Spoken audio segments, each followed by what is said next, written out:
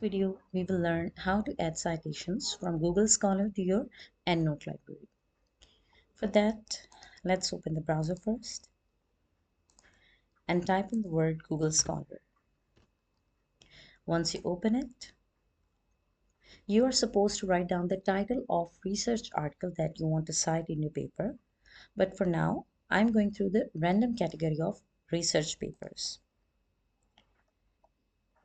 Let's suppose these are the research articles from which you have to select the paper you want to cite. So what you will do, suppose this is the paper I want to cite. What you will do, you will click on the cite written here. Once the box is opened, select EndNote. Remember last time I created the EndNote library?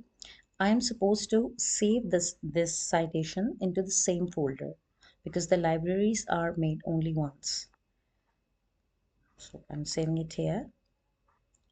And last, the most important part, you have to click on this newly saved citation just to make sure if it is being saved. Yes, it is being successfully saved.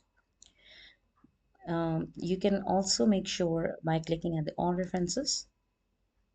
Yes, it has been added successfully.